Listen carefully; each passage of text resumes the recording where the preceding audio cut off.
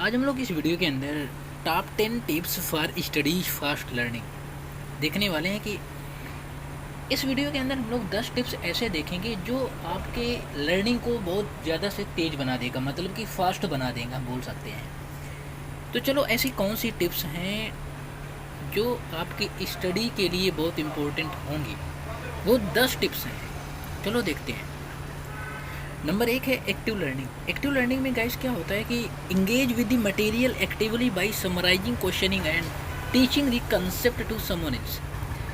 मतलब कि किसी भी, जैसे आपके पास बहुत सारी बुक्स वगैरह होती हैं, देखो मैं अपनी लैंग्वेज में समझाने की कोशिश करूँगा आप लोगों को, ठीक है, कि आपकी जो बुक्स वगैरह हैं उनको आपको पता है कैसे लर्न करनी है। ट्रिक के माध्यम से कुछ समराइज करनी है, ठीक है, ट्रिक के माध्यम से समराइज करनी। जैसे एक छोटा सा बच्चा होता है, उसे डायरेक्ट ABCD नहीं लिखाई जाती है, समझ रहे हो, उसे चित्रों के माध्यम से समझाने की कोशिश किया जाता है। जब चित्रों के माध्यम से जब समझाई जाती हैं चीज़ें, तो उसके माइंड में बहुत ऑटोमेटिक चीज़ें सेट हो जाती हैं। ए फॉर एप्पल, यदि एप्पल को आप दिखा दोगे ना, उसे दिखा दोगे सामने कि ये एप्पल है, तो वो चीज़ों को बहुत आसानी से समझ जाएगा और उसे लर्न भी रहेंगी। उसी तरह से इंगेज करके आपको पढ़ाना है, ठीक है, चीज़ों को एक दूसरे से अटैच करके आप लोगों को पढ़ना है, ठीक है। स्पेस रिपीटिशन, चीज़ों को रिपीट करके ये भी पढ़ना है आपको, रिपीट करना है, रिवाइज करना है आप लोगों को, ठीक है। जो चीज़ आप पढ़ो उसे 10 या 5 मिनट के बाद रिपीटिशन करते रहो, उसका रिवाइज करते रहो, रिवीजन करते रहो। जैसे जैसे आप चीज़ों को रिवीजन करोगे तो वो चीज़ें आपके माइंड में बैठती रहेंगी। जैसे आप आज आपने एक चैप्टर पढ़ा, आज आपने एक चैप्टर पढ़ा, उसे 10 मिनट के बाद उसे रिवाइज करो, उसके बाद 20 मिनट के बाद रिवाइज करो। ऐसे ही धीरे धीरे आप लोगों को क्या करना है, अपना टाइमिंग बढ़ाते रहना है, ठीक है। तीसरा है माइंड मैपिंग। अपने माइंड में जो चीज़ें आप लोग पढ़ रहे हैं, जो चैप्टर आप पढ़ रहे हो, उसको माइंड में माइंड मैपिंग का मतलब ही होता है जो चीज़ आपने पढ़ी है उसे माइंड में मैप बनाओ, ठीक है। उस जो चैप्टर आप पढ़ कर आए हो उसका आप लोग माइंड में मैप बनाओ, ठीक है, कि हम लोगों ने क्या पढ़ा है क्या नहीं पढ़ा। ऐसे में पता है क्या होता है, आपका जो माइंड होता है वो इंक्रीज होता है, ठीक है। जैसे create visual diagrams to organize information, making it easier to see connections and recall details. Simple सी बात है, मैंने आपको जो बताया कि जो चीज़ें होती ना, उसे यदि आप चित्र के माध्यम से एक दूसरे से कनेक्ट करोगे तो वो चीज़ें बहुत आसानी से आपके माइंड में सेट हो जाती हैं, ठीक है। तो विजुअल डायग्राम्स के माध्यम से आप लोग चीज़ों को समझने की कोशिश करो, याद करने की कोशिश करो। तो वो चीज़, जैसे आपने देखा होगा, जब हमारी जो ट्रिक्स वगैरह होती हैं, जो हम लोग ट्रिक्स से पढ़ते हैं ना, तो जो हम लोग ट्रिक्स से पढ़ते हैं वो चीज़ें हमें आसानी से लर्न हो जाती हैं, समझ। तभी तो हम लोग ये कहते हैं कि यार इसका कोई ट्रिक नहीं है क्या, इसका कोई ट्रिक नहीं है क्या, इसका ये मतलब है कि ट्रिक के माध्यम से हम लोग बहुत आसानी से चीज़ों को सीख जाते हैं। क्लियर। क्वेश्चन नंबर 4 है पोमोडोरो टेक्निक। ये पोमोडोरो टेक्निक क्या है? Study in focused intervals follow by the short breaks, this helps maintain contraction, मतलब कंसंट्रेशन, ठीक है, एंड प्रिवेंट्स बर्नआउट। देखो इसका ये मतलब है कि जैसे आप लोग, अब ऐसा है नहीं कि 24 घंटा आप लगातार पढ़ते रहो, बिल्कुल भी गलत है कि आप लोग 24 घंटा लगातार पढ़ते रहो, ये तो मैं नहीं कह सकता। जैसे आप लोगों ने 10 मिनट पढ़ा या 15 मिनट पढ़ा, अपना देखो अपना अपना पढ़ने का एक गोल होता है, अपना अपना पढ़ने की एक टाइमिंग होती है, ठीक है, कि कोई 15 घंटा पढ़ता है, कोई 10 घंटा पढ़ता है, कोई 3 घंटे पढ़ता है, कोई 2 घंटे पढ़ता है, समझ रहे हो मेरी बात। तो जैसे 2 घंटे आप पढ़ते हैं तो उसके बाद में 2-4 मिनट या 10 मिनट का एक टाइम सेट करो कि मुझे ये करना है, ठीक है, मनोरंजन टाइप का।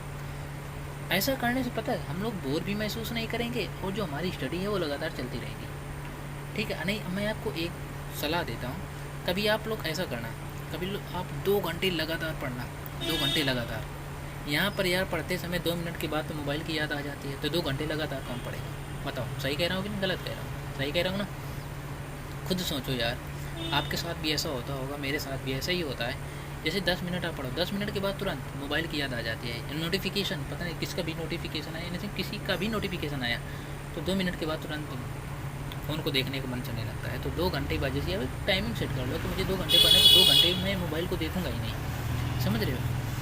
और ये काम जब ही होगा जब आप लोग अपने फ़ोन का, ये काम जब ही होगा जब आप अपने फ़ोन का जो मैसेज का है ना, वो नोटिफिकेशन आप कर दोगे।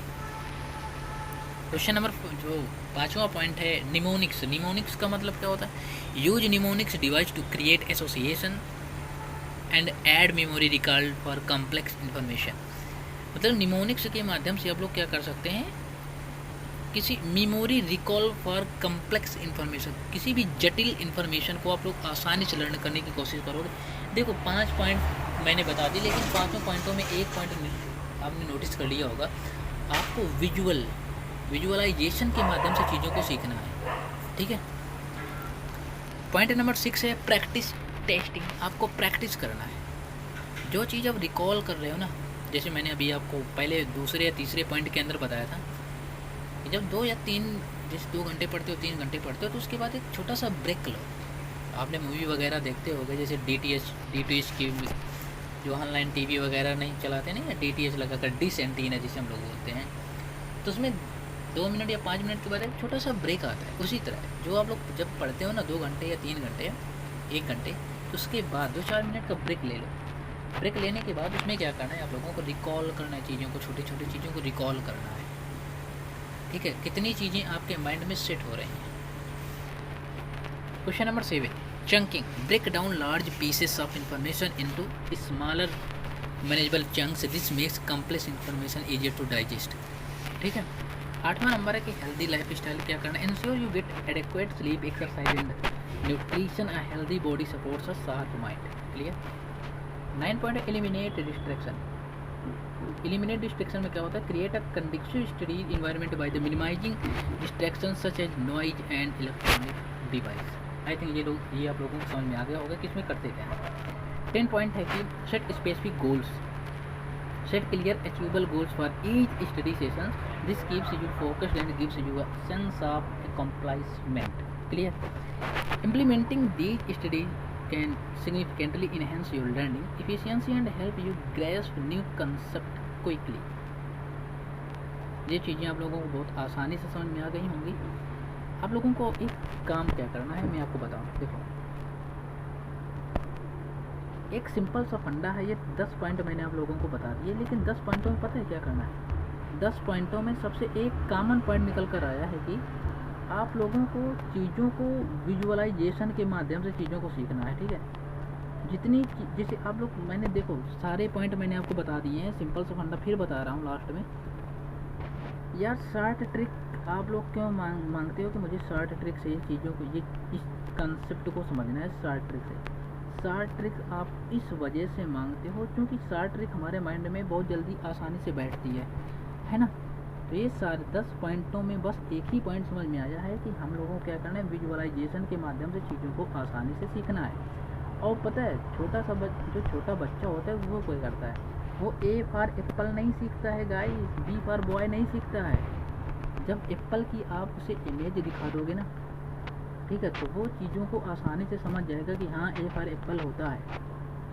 अब मैं रटवा दूँगा आपको कि A फॉर एप्पल, घंटा समझ में नहीं आएगा, भूल जाओगे थोड़ी देर में, ठीक है। लेकिन यदि मैं एप्पल आपको दिखा दूँ तो समझ में आ जाएगा। तो चलो मिलते हैं कल, जब तक के लिए बाय बाय, टेक।